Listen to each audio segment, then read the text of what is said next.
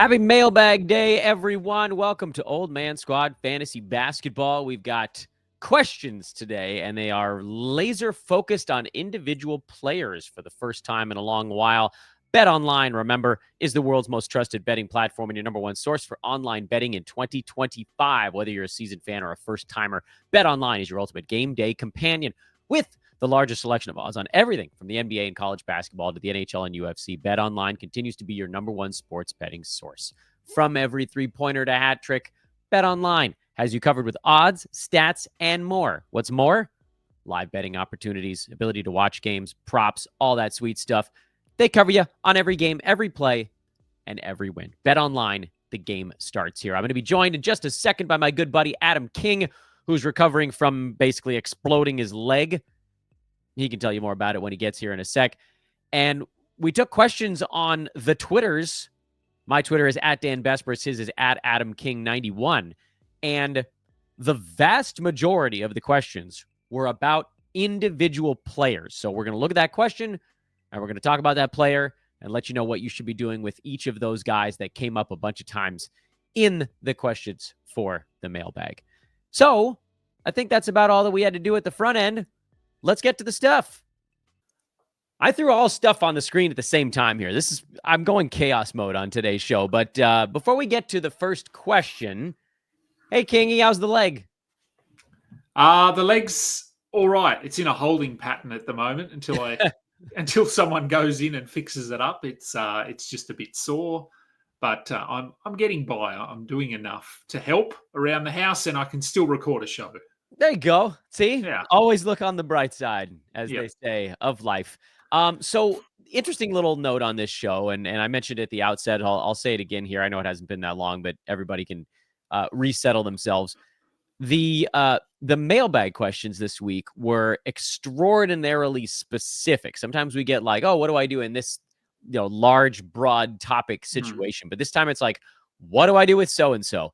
And I don't know, solid 90 to 95% of the questions were just like that. So I went through and I picked basically 5. And if we move fast, which we never do, I have a 6th backup name ready to go of players that it seems like people just need to know about. And I threw the first one up on the board now. You can see it. Everybody can see it. Tyrese Maxey is the name on the board. And I get the feeling, and it's not in the question per se, but I don't think anybody's upset about Tyrese Maxey right now. I think there's just a lot of Sixers-related fear. So, Adam, I'll come to you first on this one, and then you and I can each talk on each player. Is it reasonable to have Sixers fear around Tyrese Maxey for a team that's 20-37 and has lost 8 games in a row, and sounds like they might just be without Embiid the rest of the way?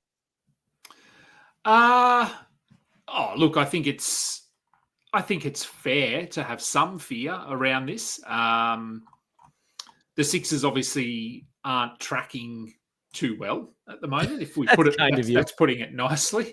Look, I mean, in terms of production, this is great for Maxey if Embiid doesn't play. And I think of the two, Maxey and Paul George is the one more likely to miss games than Maxey, just based on what we've seen thus far.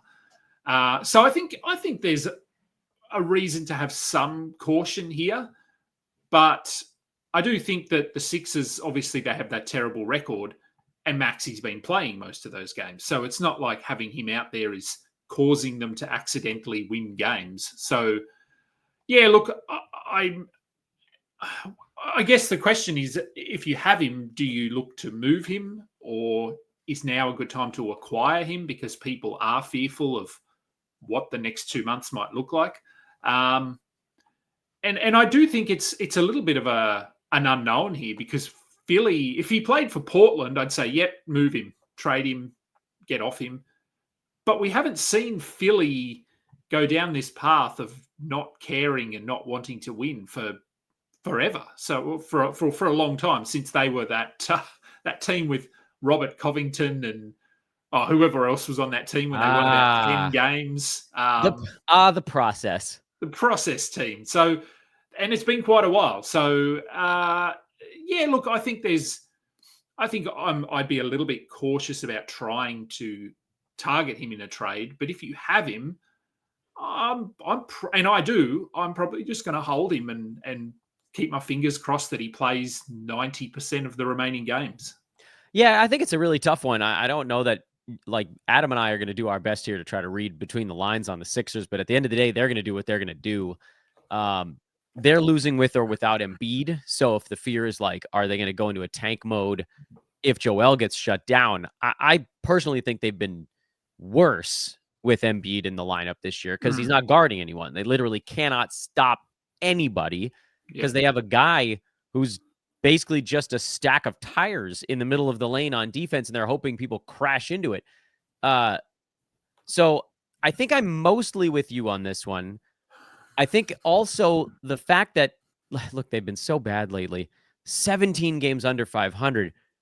They're still only 2.5 games out of the last play-in spot because the bottom of the East playoff picture is just unsightly, is perhaps a tiny bit too kind. Like the 10 seed in the West is a game over 500. The 10 seed in the East is 12 games under 500. That's the Bulls right now. And the Nets are in there as well. So the Sixers would have to pass a team that maybe is trying to win, maybe not. We don't really know. So I think, if your head-to-head league goes to the last week, first of all, you have to ask yourself, how did you get into this place? You shouldn't be in a league like that. But second of all, I do think the Sixers probably keep most of these guys upright until they're mathematically eliminated. So you're probably looking at April as the shutdown month and not March. So I think I'd probably stick with them. But yeah, I also don't have the confidence to go and issue a buy edict on Tyrese Maxey. That's too ballsy. I already tried that, giving up like a 6th rounder for Embiid, and that's blown up in my face. So I'm not doing it again. Next one on the list is actually part of the same general topic. But a slightly different, like a player who has not been a massive success so far, because Maxey's been a huge success this year with Embiid missing so much time. Tyrese has shined. Devin Vassell is the next name on the board. I feel like I need to give credit to the people that asked these questions. Let me see if I can figure it out. James M. asked about Tyrese Maxey and Devin Vassell. And we had another NBA fan also asked about Maxey. I think there might have been another Vassell question in there. Like, these are guys that got hit on a few times. Devin Vassell is averaging 15. No, everybody can see it that's watching on YouTube. But for those listening, 15.3 points, 3.4 rebounds, 2.8 assists. And generally, he's been terrible lately. I am oddly optimistic, and I know that maybe that's foolish, and you and I might not see eye to eye on this one, and maybe it could be because you and I play in very different formats. I also think the Spurs, bad though they may look right now, are going to continue to try until they're mathematically eliminated, which, mind you, might come sooner if they lose 3, 4, 5 games in a row, and the Kings and Warriors, well, Kings are winning some of the time. Warriors are winning more of the time right now. So if the Spurs fall really far out, then this whole thing comes apart. But I also feel like, to a certain degree, like Vassell kind of had his shutdown earlier in the year. He missed a bunch of games early on. I think he missed like 15 games near the start of the season. So they don't need to shut him down. So I'm not that worried about a Devin Vassell shutdown. And I also think he's due for a shooting bounce back. He's been shooting about as poorly as we've seen anyone in the NBA all season long. So I know most leagues are past their trade deadline. I actually think there might be a tiny bit of a buy low on Devin Vassell. Am I completely insane? And feel free to say yes. I'm not going to say yes, because I'm usually the one that's stupidly high on Devin Vassell, and are you calling me stupidly high? I try and convince people to hold on to him and drop him. And it has been hard, I will say, the last couple of weeks. It's been very hard to make a case for holding Devin Vassell because he has been terrible. But look, the last 2 games, especially, if people are looking at those, he's played about 24 minutes a game. But they were both blowout losses. The team is adjusting to life without Wemby. I mean, Bismack Biyombo is their starting center. So what world is this that we're living in? Not a great one. Not a great one. And Charles Bassey is injured again. They don't have Zach Collins anymore. So there's some adjustments going on in San Antonio. But like you, I do think that this is almost as simple as just Vassell going through a huge shooting slump at the moment, which he has done throughout his career. This is not something we haven't seen before. But, yeah, the last, 5 games? Have we got that as a sample size up here? It's Last really 5 awful. games. He's like under 30%. Yeah. So no one is that bad. So he's going to get better than that. He will play in any game that is moderately competitive. I think he will play closer to 30 minutes than 25 minutes. So he's probably not going to reach the ceiling that I'd hoped he would this season, but he's certainly someone that if I had him, I would be just holding, giving him a little bit of time. And if you think that his manager is frustrated, and rightfully so, now is the time to potentially throw out a top 100 player who is in a standard league, basically a waiver wire fodder kind of player. Throw them out, see if you can get Devin Vassell, because I still think he could be a top 50 player, maybe for a week or two at some point. Consistently, probably not. But I think he has more upside than a lot of the players you're going to find in that range. Oh, totally. Yeah. And it's also this other weird little confluence of circumstances where I think everybody assumed he was going to pop off when Wemby went down, and instead he's gone the other way. So there's this double nausea that folks are feeling around him. The shooting slump coinciding with the Wemby loss, coinciding with, are they going to pull the plug on the season? But like, what does that have to do with Devin Vassell? What has he been in the NBA, like 3 or 4 seasons? Here, I can put it on the screen. 5. This is his 5th year. I mean, this is not a guy that they need to shut down. He doesn't have old legs. He's 24 years old. So I'm not that afraid on that front. And, 20 some odd percent from the field. Like, again, look at the career numbers here. 44% for his career. He's at 42.8 right now, but 20 something, that's not going to stick. Could it just be a slight down shooting year? Sure. He might be 43 instead of 44. That's basically what he's at for the whole season. But like, if you look at the full season and you assume that usage probably actually ticks up a little bit with Wemby going down, I'm actually kind of into it. And you know what I keep forgetting to do? I keep forgetting to tell everybody in the middle of the show, this is the time. Perhaps you've made a decision on whether or not you like the crap we're throwing your way. Hit that like button and subscribe to Old Man Squad Fantasy Basketball. I know this is a time of year where folks are not generally looking for their new fantasy basketball source, but perhaps you have stumbled upon us and you're wondering why 2 broken down old men are telling you about Devin Vassell, but perhaps it also tickles your fancy. And that's right. I use the expression tickles your fancy on today's show. So hit that subscribe button. I think you might be happy you did. ? Next name on the list, Jaylen Suggs. And I'm just going to ask you, Adam, first on this one. Where's Jaylen Suggs? Where the hell did he go? This is like a quad contusion that's just knocked him out for the year. Is he ever coming back? Because we've heard no good news on him in ages. No, we haven't. And I think it's, and I've seen, so Adam Koffler, who's a rotoballer guy, and he's an Orlando guy as well, has posed a lot of questions on Twitter, I think, and in a group chat that I'm in about basically that question: where is Jaylen Suggs? Because 2-3 weeks ago he was questionable. It looked like he was getting closer. He was doing some stuff, and he seems to have regressed. But they haven't talked about or sort of openly discussed the fact that he suffered a setback. So we don't really know. This is very Charlotte-like, this reporting. So we don't know. So, yeah, in answer to your question, where is Jaylen Suggs? I don't know. And what are you doing with him? Because I think, as I said, 3 weeks ago, he was someone, okay, you need to hold him. They need him back on the floor. But that I don't know when that's coming. Is it this week? Is it at all this season? I mean, with so little information, it makes that decision-making process is really hard because we have nothing to work on here. So I think if you've got him in your IR spot, you probably just leave him there. But I certainly wouldn't be going out and seeking Jaylen Suggs, because you might be getting a player that isn't going to see the court for insert number of games here, 5 games, 10 games. We just don't know. So it's very confusing. I will say one thing. looking at these players like Jaylen Suggs, Devin Vassell, the players you've had up on the screen, and the fact that they were born in the 2000s makes me feel even older than I am. I will just point that out. Yeah. We've crested into the next decade now for most, and these are like not the youngest dudes in the NBA even. No. Like, they've been around for 4 or 5 years already. Yeah. So I think my Suggs opinion is pretty much the same as yours. So I'll try to add on to it by saying, if you're in a games cap league or a roto league or whatever, like, hanging on to guys is very easy. This isn't even a question that gets asked in that type of league because you don't even have to really think about it. If you're in a head-to-head league where odds are you probably have your IL slot maxed out at this point, like, there's just so many guys hurt that you're running out of spots.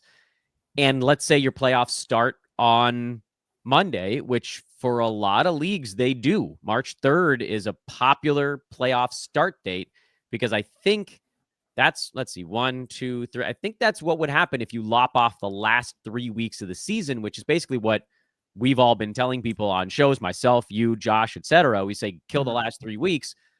So if you're coming up on Monday and we still don't have any word on Jaylen Suggs and you got 2 guys for 1 IL slot, I would drop him at that point. Don't you kind of have to? I think so. Yeah, it is. I've talked about this on my show. You probably have. Josh probably has. The fact that as we get closer to this pointy end of the season, that cut line in head-to-head leagues becomes narrower and narrower. So while we were keeping top 100 players on our roster before, you probably don't need to anymore. And what is Suggs' ceiling with a healthy Banchero, Wagner? Wendell Carter's playing better. I won't say he's playing well, but he's playing better. Nice vocal way to use vocal inflection to really get the point across there. Yes. So what's Suggs' ceiling here? Like, and is this injury going to be a ramp up? Is he going to be at 25 minutes a night for 3 weeks? So as someone whose ceiling is maybe top 60, top 70, there's a discussion to be had, I think, as to whether he would even be a hold if he was playing in certain leagues. So, yeah, I think if I wouldn't be acquiring him, and if your IR spot is filling up with players that we at least know are coming back in a week or 10 days or whatever it might be, Suggs might be the one that you have to move on from. Yeah, I really hope we get some kind of good news over the next 4 or 5 days, because otherwise Suggs is going to end up on an awful lot of head-to-head waiver wires. Here's one that's not that dissimilar. I mean, and this, like, you're going to sense a theme. There's a lot of what the hell do I do with these guys questions as we head towards the fantasy playoffs. And the next one is Lauri Markkanen, who is part of the varsity team in Utah.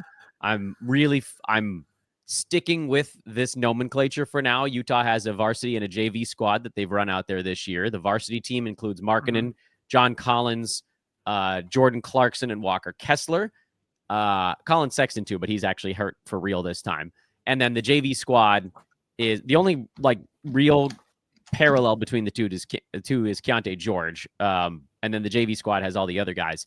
And it seems like now, Adam, Utah has kind of telegraphed a little bit what they want to do, but not exactly. If we can, because it's not only back-to-backs all the time. Sometimes you're seeing these guys held out in other ball games, like when they need to make sure they lose to a team like the Portland Trailblazers. That wasn't a back-to-back game, and a lot of guys got held out. So you can kind of figure out where Utah's going to be playing their varsity and their JV guys. Yep. Looking ahead on the calendar, they've got a game in Washington on the 5th of March. One would assume they play their JV team in that non-back-to-back. They have a back-to-back right before that, so one of those 2 games is probably going to be without these main guys. So the question that came in, and again, I'll try to figure out who asked about each player. By the way, Jaylen Suggs, that was from Skingar. There were 2 Suggs questions in there. Carl Asti also asked about Jaylen Suggs. The Lauri Markkanen was from Simon, and it's basically, is he a drop? And again, we're going to treat this as a head-to-head only question because, Roto, you sit on guys like this and you just play them when you play them. I'm trying to hang on to Markkanen. I know it's been a god-awful year by all accounts, but I just, who am I dropping him for right now? A Zach Collins stream in Chicago? Maybe. To me, there's still that chance that when he gets into the ball game, he can be a good enough difference maker. But you say you go into Monday. Again, we'll treat this as a what if your playoffs are starting and you've got Markkanen and you've got Jaylen Suggs and you've got all these guys we're talking about right now. Who gets the boot? I would boot Suggs long before I would boot Markkanen, if only because Lauri's playing at least some of the time. And like a 3-game week out of Markkanen, if you can get it in a playoff week, that's still relatively useful. Talking again to Adam King, at Adam King 91, one of my good buddies here. They call him Kingy. He's on one wheel right now, but he's getting around. What else should folks know about Markkanen? What should they do with him? Because like we almost only half pay attention to him because he's only half playing basketball these days.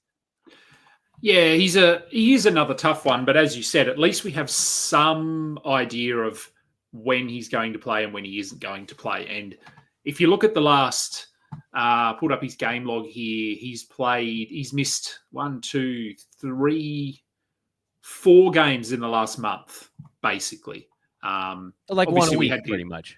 Yeah. So I think if you look at his schedule and whatever that is, if it's 4-4-4 or 4-3-4, maybe you just take a game off each week.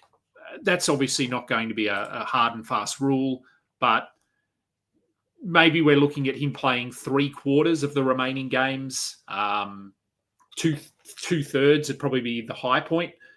So back-to-backs, I think you sort of rule him out automatically. You just say, yep, he's not playing back-to-backs. And then, like you said, have a look at when are they playing Washington? When are they playing Brooklyn? When are they playing Philly, apparently? And he's probably going to miss those games. But when he is playing, I think he's doing enough to be rostered. He's not putting up the numbers that he was the last couple of years. But other than the big blowout loss to the Thunder, he's been sort of around that 20 to 22 points a game. He gives you a couple of threes. He's good from the free throw line. We know who Lauri Markkanen is at this point. So, I'd be trying to hold him where possible, also with an understanding that other players are also missing games at this time of the year. So it's not unique to Utah and to Lauri Markkanen. There are going to be, your opponents are going to have John Collins or, as we said, Paul George. So there's going to be other players in the same situation. This is not simply a matter of Lauri Markkanen is missing games, so I need to move on. Yeah, the only thing that scares me a little bit is that the Jazz, the Pelicans, and the Hornets are each sitting on 14 wins right now. And only 2 of those 3 teams are going to be in the bottom 3, which, of course, has the best lotto odds. So you kind of got to look for those 3 teams to find ways to lose ball games. But again, like 2 to 3 games in a week out of Lauri Markkanen is serviceable, and it's probably better than 4 games out of some, top 140, 150 kind of pickup. And you're just kind of weighing that out as you think through kind of your weekly deal. And odds are someone's going to pick him up if you drop him. So I think, like Adam was saying, I think you just hold on and kind of hope for the best. This one, I think this is probably going to be our last name because this took about as long as I thought it would. And this is fear of shutdown. And that's Trey Murphy, who's been like Tyrese Maxey. I kind of bookended the show with the 2 most similar players. Massive success. Trey Murphy, yes, he's missed about 15 games this year. But since he's gotten in there and gotten ramped up, because it was all at the beginning of the season, he's been amazing. He's number 14 per game in 9-cat. 22 points, 5 boards, almost 4 assists, a steal, 0.7 blocks, 3 threes, 46% from the field, which is not bad considering how many threes he's knocking down. A robust 89% free throw on almost 5 attempts per game. Doesn't turn the ball over. Everything about the season for Trey Murphy has been a glowing, shining, massive win. So, Adam, I'm going to ask you the same question I asked you on Tyrese Maxey, which is how afraid should folks be about shutdown? Because the Pels, one of those 3 teams I just mentioned, sitting on 14 wins. If it's a lost year, they kind of need to figure out how to lose some ball games. Is he at risk of being part of that plan? Look, it's probably an answer very similar to Tyrese Maxey. I think there is reason to have some fear here because of all the reasons you said, their record, the lottery, the draft, all that sort of thing. So I think that there is a chance that he misses some games down the stretch. That hasn't been the case to this point. He's playing, I think he's played in, a lot of consecutive. His last missed game was on the the 10th of January, and that was when he suffered an ankle injury, I'm pretty sure it was, and he missed 3 games. But outside of that, he's basically played every game since the start of December. So the minutes aren't dropping. There's no indication within the game that they are sort of limiting him. He's playing a ton of minutes. And I think a little bit like the Sixers, this is not a situation where having Tyrese Maxey, Trey Murphy on the court I mean, is causing them to win discussion. games. Yeah, they have so many injuries that we've almost forgotten about because they happened so long ago. There's no Brandon Ingram there anymore. DeJounte Murray basically hasn't played all year. So when we're rostering Jose Alvarado, we know that things are pretty dire in New Orleans. So I do think that there's a risk that he misses some time. But again, if you've set your head-to-head leagues up so that you finish up in the next 3 to 4 weeks, those missed games are probably going to come towards the back end of April or through April. So I'm okay. Again, I don't know if I'd actively be going out and trying to acquire Trey Murphy, but if you have him on your team, I'd have no issues rolling him out every night. I might see what I could get. And I think I would take back pretty much anything inside about the top 40, which is obviously way lower than he's at right now. He's number 14, as we just mentioned. And that doesn't mean I want number 40 back because that's Joel Embiid. I'm talking about somebody that you can rely on in there. You know, like if you could get a Tyler Hero back, I might do that just because it feels like he's got a slightly better chance to last through to the end of the season and, you know, not take any games off. But you don't want to blow a hole in your team that way. You're thinking through, okay, it's probably not going to be full shutdown. If Trey Murphy does get games off, it's probably going to be one here and there. And then again, maybe in April, that's when the thing kind of comes apart. But like you said, he's playing right now. He's just playing in every ball game, and they're finding glorious ways to lose most of them anyway. So I don't know why they need to change it up all that soon. So I think that's my stance. Is I may be a little bit more afraid than you, not petrified per se. But if I could get a similar fantasy player with a little bit less upside, but a little bit more of that safety level, I would probably consider doing it. But it's really got to be the right fit. You know, maybe you go out. I know Franz Wagner hasn't been as impressive as before he got hurt. Maybe that's someone you could look at. Looking at other names kind of in that same general area. Could you get Darius Garland tougher? People love a good point guard. I don't know how much farther down the board I would go. Derek White's going to get days off, so that's probably not a great target. Jalen Brunson doesn't take many days off. Pascal Siakam, those guys you're taking a step down in what you're getting fantasy-wise, but you know they're playing if they're upright, and so maybe that's the direction you look at there. Just take a slight haircut and get rid of the fear. And maybe I'll even amend my stance on Maxey, who, again, I don't think that they're going to get a bunch of days off because the Sixers look terrible. And I know they want to try to protect. I think they've got like a top 6 protected pick coming up. So they would sort of it would be wise for them to lose a bunch of games. So maybe you do the same thing with Maxey, where try to find another scorer in that top 25, 30 range. Again, take a little haircut there. But you know, if you could trade him and get who am I looking at here? You're probably not going to get Devin Booker. You're probably going to have to go lower than that. You're probably not going to want De'Aaron Fox, as he's kind of the same discussion we've had on these other guys. Maybe you could get Cade if you're punting turnovers. I mean, that's one of the big gaps between those two guys anyway.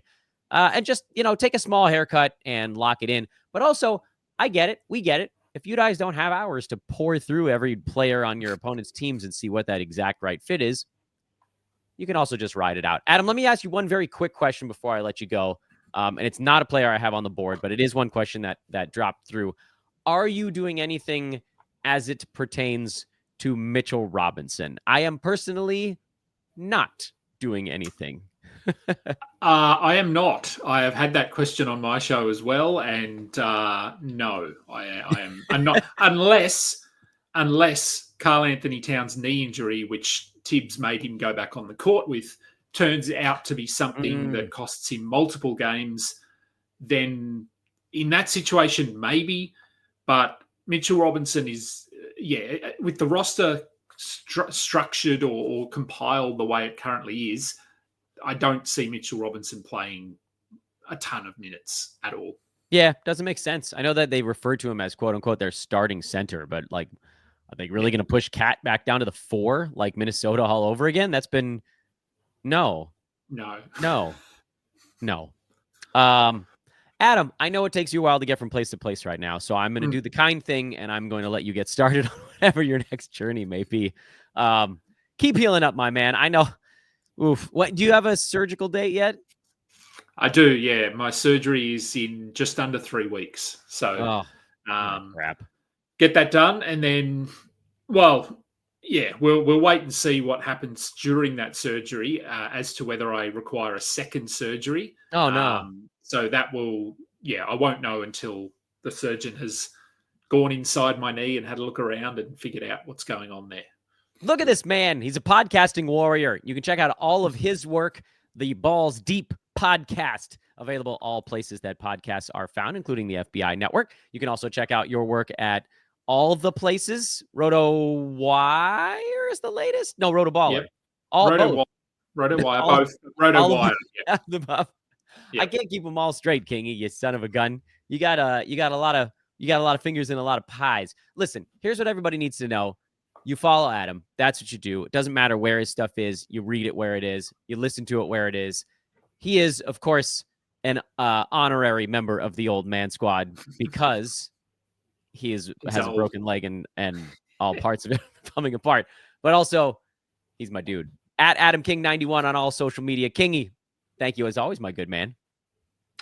My pleasure. We will talk again soon.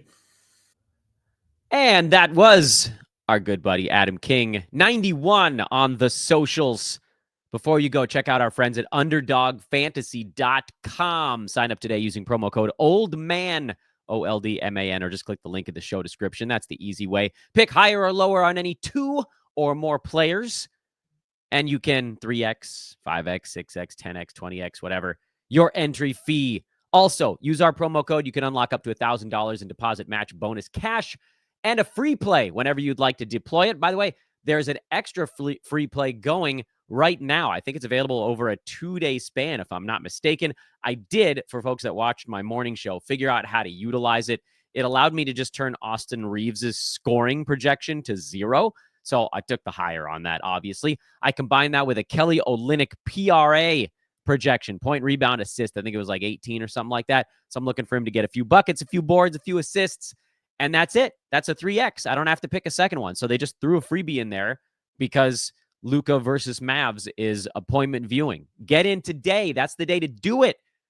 Freebies are the time to do it. More promos is better opportunities to win at underdogfantasy.com. Use promo code OLDMAN or click the link and have a little bit of fun. Thanks for watching, everybody. Hit that subscribe button on the way out. Make sure to like the video. And if you're listening on iTunes and Spotify, please hit those 5-star reviews as we get really towards the stretch run now.